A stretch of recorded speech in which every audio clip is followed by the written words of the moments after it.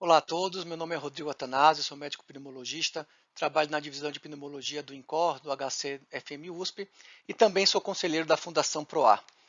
Antes de mais nada, eu gostaria de agradecer bastante o convite e parabenizar mais uma vez a Fundação PROAR por essa iniciativa tão importante de educação continuada. E meu tema de hoje, a gente vai falar um pouquinho aí na era dos imunobiológicos, como que a gente deve fazer o acompanhamento e o monitoramento do tratamento da asma grave com imunobiológicos, que é uma terapia nova, extremamente eficaz e segura, mas que ainda tem muita dúvida aí por ser um tratamento ainda considerado como bem recente, que foi aplicado aí para o manejo dos nossos pacientes. Bom, esses são meus potenciais conflitos de interesse, mas lembrando que todo o conteúdo aqui da apresentação é de minha autoria e que eu acho que ainda mais no contexto aqui que a gente está falando da Fundação PROAR, meu principal conflito de interesse aqui, meu principal interesse, na verdade, é que a gente consiga difundir aí um conhecimento de qualidade da melhor maneira possível, a gente consiga melhorar a saúde respiratória aí dos nossos pacientes. Bom, esse é uma figura, é um slide bem conhecido de todos, né? Então, é como que seriam as metas, quais seriam os objetivos que a GINA, né, que é uma diretriz extremamente importante para a gente no controle e no manejo de pacientes com asma, já traz para a gente há muitos anos. E a gente, quando está falando de controle de asma, a gente tem que pensar sempre no controle atual do paciente, e aí os sintomas são, sem sombra de dúvida, o mais importante, que é o que a gente quer que o paciente fique se sentindo bem com o tratamento, né? Então, a gente precisa olhar para o paciente se ele está controlado dos seus sintomas, se ele não está usando medicação de resgate com frequência, se ele está conseguindo fazer suas atividades do dia a dia de maneira adequada e sem limitações, e que ele tem uma função pulmonar normal, né? Na verdade, esse é o principal objetivo, lembrando que a asma ela é por definição, considerada uma doença reversível, mas a gente sabe que ao longo do tempo, a gente vai conversar um pouquinho sobre isso, inclusive, que os pacientes podem ter algum grau de remodelamento, e a gente sabe que aí nem sempre voltar ao normal da função pulmonar não vai ser possível em todos os pacientes.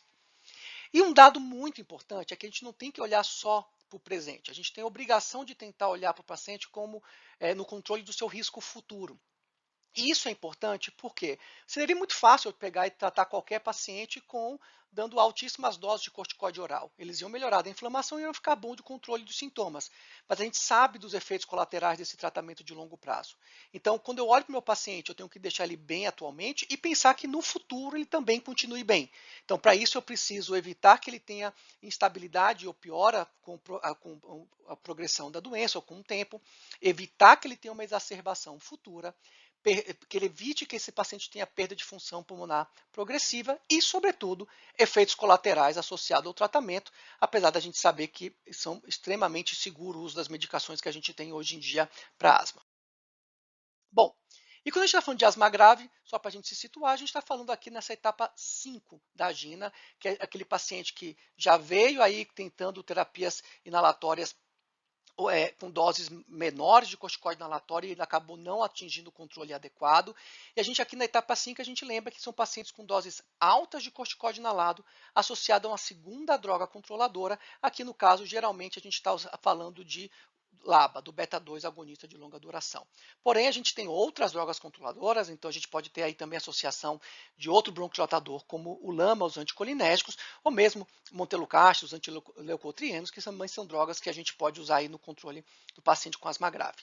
Mas, lembrar que os imunobiológicos, eles entram aqui nessa etapa 5 do paciente mais grave, que ele está não controlado a despeito da nossa terapia inalatória otimizada, ou que, na verdade, ele esteja controlado, mas às custas de corticoide oral. A gente felizmente vê que isso já não é mais uma realidade tão comum no nosso dia a dia, mas existem alguns pacientes com asma grave que ainda dependem de corticoide oral crônico, e isso é uma coisa que a gente tem que evitar, principalmente pelos efeitos colaterais de longo prazo. Porém, vamos lembrar que, na verdade, a gente também tem que tentar evitar que o paciente chegue nesse ponto. Então, aqueles pacientes que estão não controlados, exacerbando muito, e lembrar que exacerbação é um fator de risco muito importante para complicações de longo prazo. E a gente precisa combater isso. E lembrar que os cursos de corticoide oral que o paciente faz ao longo da vida também estão associados a complicações de longo prazo. Então, mesmo que o paciente não faça uso crônico de corticoide oral, nas exacerbações ele acaba usando vários cursos ao longo do ano. A gente tem dados que os pacientes com asma grave têm em torno de 3 a 4 exacerbações por ano e, sem sombra de dúvida, isso está associado a um pior prognóstico e complicações de longo prazo. Bom, Não é muito o tema da minha aula dizer se os imunobiológicos funcionam, mas se a gente vai monitorar e está dizendo aqui que a gente precisa acompanhar esse paciente, só precisa ter certeza de que se realmente isso funciona ou não.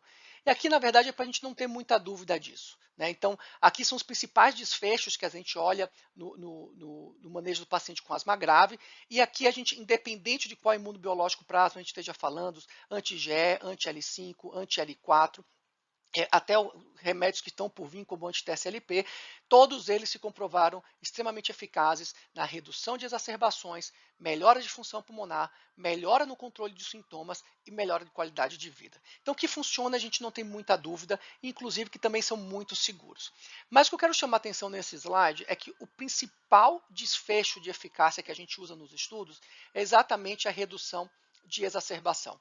Já comentei e acho que é sempre importante a gente frisar isso.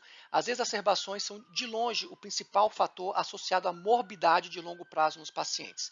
Morbidades por estarem usando o corticóide oral e as complicações da dose acumulativa ao longo do tempo e porque as exacerbações estão associadas a uma perda de função pulmonar progressiva nesses pacientes com remodelamento. Então, o que a gente mais quer nesses pacientes é redução de exacerbação.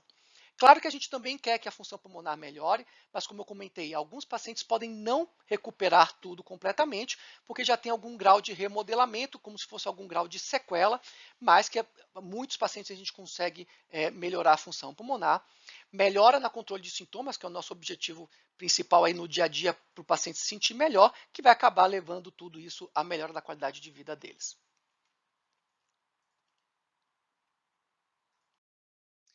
Agora, uma grande pergunta é se todos esses pacientes eles respondem de maneira igual ao tratamento. E a gente sabe que não. Aqui, só para mostrar, por exemplo, os estudos com benralizumab, que é um antirreceptor de L5, veja aqui nesse primeiro gráfico aqui à esquerda, quanto maior o extrato de eosinofilia desses pacientes, ou seja, quanto mais eosinofílicos eles são, maiores são as taxas de resposta ao tratamento com imunobiológico.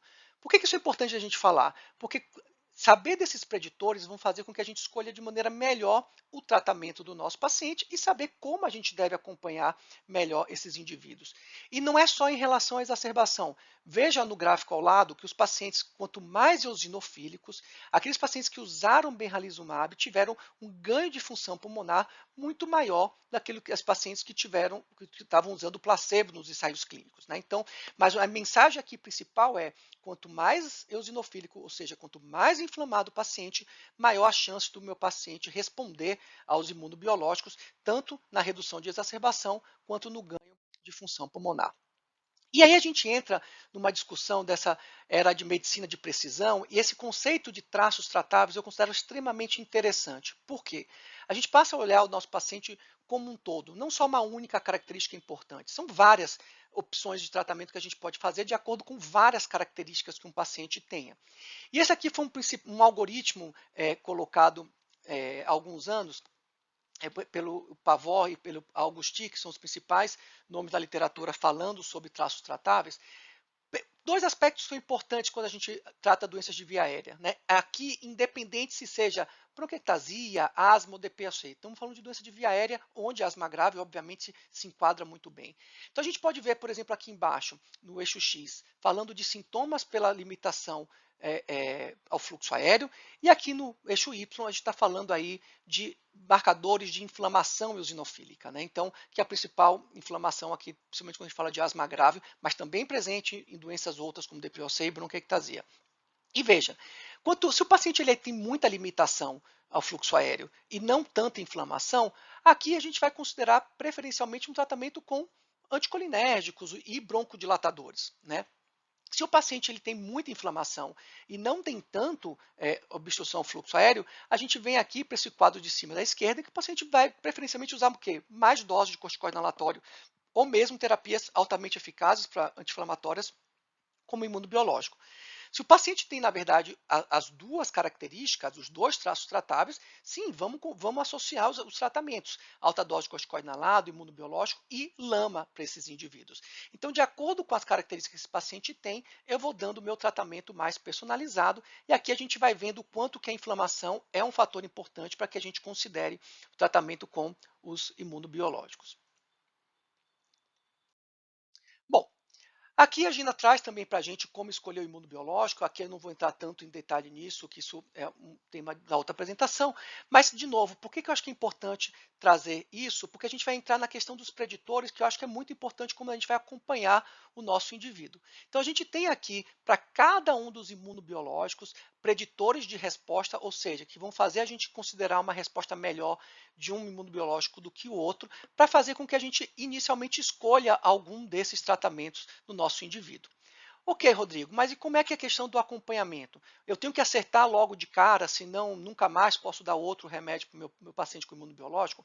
Óbvio que não, e isso que eu acho que deve ser muito importante para a gente, para não ficar muito ansioso, que eu vou errar. Claro que a gente sempre quer acertar de primeira, mas não se preocupe, até porque existe uma interseção muito grande das indicações dos imunobiológicos, e aí nenhum problema se eu começo a tratar meu paciente, eu tenho que fazer aquilo que a gente sempre soube que eu preciso fazer no meu paciente com asma. Eu diagnostico, trato e reavalio. Eu reavalio meu paciente. Se ele não respondeu de maneira adequada, eu posso, depois de alguns meses, a gente vai discutir já já quanto tempo mais ou menos, eu consigo voltar e ver, poxa, meu paciente não melhorou muito, a gente troca por um outro imunobiológico. Nenhum problema se a gente não der o tiro certeiro logo da primeira vez. Claro que os preditores de resposta estão aí para a gente tentar escolher isso, mas se meu paciente ele não responde de maneira adequada, aqui sugerido pela Gina depois de uns 4 meses, ou pode às vezes 6 meses, para ter um pouquinho mais de tempo, não respondeu, eu reavalio e até considero trocar o tratamento imunobiológico ou uma outra terapia de acordo com o que seja melhor para o meu paciente.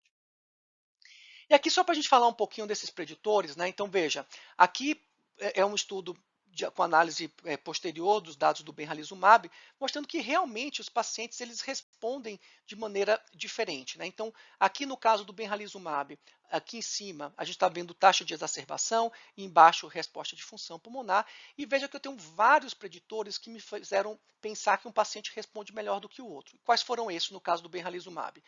Uso crônico de corticóide oral, porque mostra que o paciente aqui estava, no caso, talvez mais inflamado, pacientes com polipose nasal, pacientes que tinham alguma alteração de função pulmonar já mais persistente, pacientes aqui exacerbadores ou com a asma de início mais tardio. A gente vê que esses pacientes às vezes são até mais inflamados do que os pacientes de asma de início precoce. Quando a gente olha para os estudos, por exemplo, com mepolizumab, também eles foram reconhecendo alguns preditores de resposta, e aqui nesse estudo, de maneira interessante, eles consideram um grupo como superrespondedores, aqueles pacientes que ficaram sem exacerbações ou que conseguiram tirar completamente o uso crônico de corticoide oral. E veja que interessante, o que é que marca esses pacientes tendo uma resposta melhor ao ser um superrespondedor. Eram aqueles pacientes que eles eram mais exacerbadores, pacientes que tinham maior eosinofilia antes do início do tratamento e pacientes com polipose nasal. E o que eu acho interessante desses três componentes? Todos esses três componentes mostram que eram pacientes muito inflamados. Então, num paciente com imunobiológico, que eu tenho esses preditores de resposta, que quanto mais inflamado, maior a chance desse paciente responder. E isso, inclusive, traz para a gente a questão de janela de oportunidade para eu poder conseguir intervir antes, quanto antes melhor, para que esse paciente não desenvolva as sequelas ou mesmo aquela obstrução persistente ao fluxo aéreo que tanto a gente quer evitar, uma vez que agora a gente tem tratamentos mais eficazes. E aí, em 2021, a gente teve a publicação das nossas diretrizes com recomendações da SBPT no manejo do paciente com asma grave. E aqui é bem interessante o que é que ele traz para a gente. Exatamente tentar, durante o acompanhamento desses pacientes com asma grave, a gente avaliar a resposta, e aqui de maneira bem mastigadinha a gente tem os critérios para a gente poder usar. Então eu posso considerar meu paciente como um respondedor se for aquele paciente que tiver pelo menos 2 dos critérios aqui abaixo. Que critérios são esses? Resposta sintomática, e aqui a gente recomenda sempre que use um score de sintomas, seja o ACQ ou ACT, e aqui a gente tem os pontos de corte que a gente considera clinicamente significante para cada um deles, meio ponto no ACQ, 3 pontos no ACT, é uma maneira objetiva da gente acompanhar o paciente.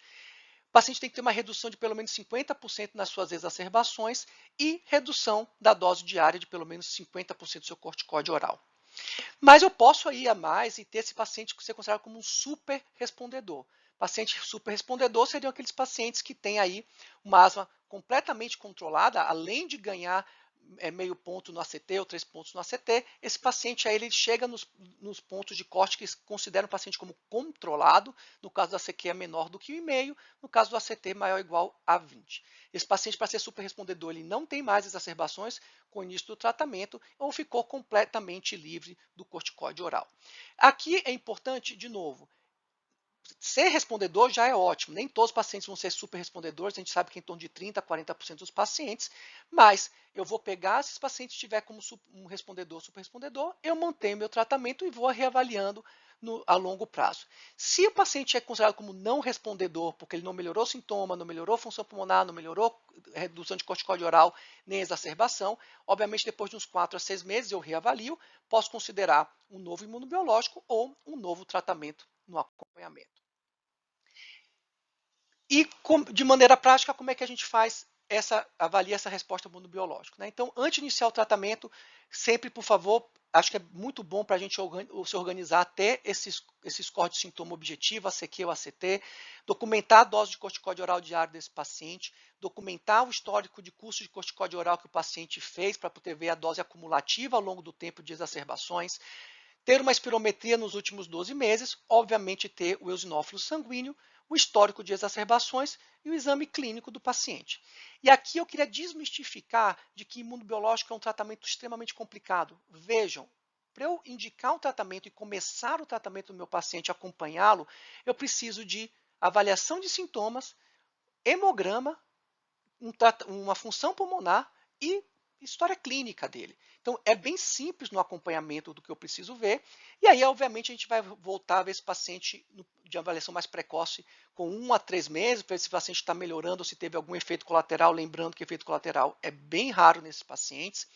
E eu vou continuar acompanhando com meu score de sintomas, com uma função pulmonar e com hemograma e meu exame clínico. Então, é extremamente simples o acompanhamento do paciente com asma grave e, obviamente, eu continuo acompanhando. E aí, após 4, 6 meses, é um tempo extremamente importante para eu poder fazer aquela decisão de considerar que meu paciente está respondendo ou não e ver se não estiver respondendo, obviamente, tentar uma outra terapia. A partir daí, a gente vai acompanhando o paciente a cada 6 meses, pelo menos, sempre avaliando a questão dos sintomas, do uso de exacerbações, do corticoide oral e também aí da função pulmonar, pelo menos uma vez aí a cada 6 meses, 1 ano no acompanhamento.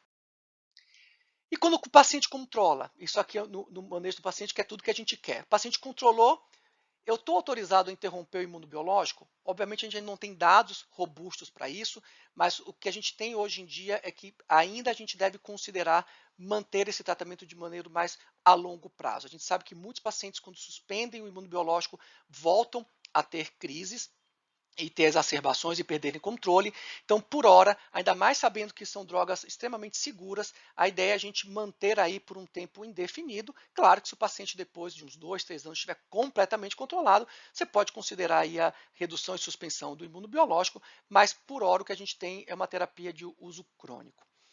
Vale a pena fazer step down da terapia inalatória? Sim. Se esse paciente estiver usando doses altas de corticoide inalado, a gente pode tentar reduzir isso aí por uma dose até moderada para evitar os efeitos colaterais do corticoide inalado em doses mais altas de longo prazo. E mesmo também se esse paciente estiver usando um LAMA, um anticolinérgico de associação, vale a pena a gente tentar retirar, até pela questão de custo. E se o paciente estiver controlado, não tem necessidade de ficar mantendo aí terapia tripla.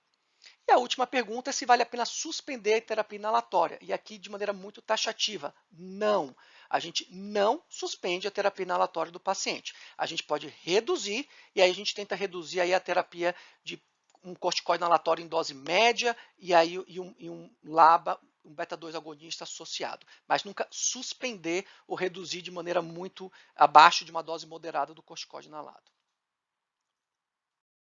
Então, concluindo, o que eu queria trazer para vocês aqui é que a gente realmente tem várias opções aí hoje em dia para o tratamento da asma grave com os imunobiológicos.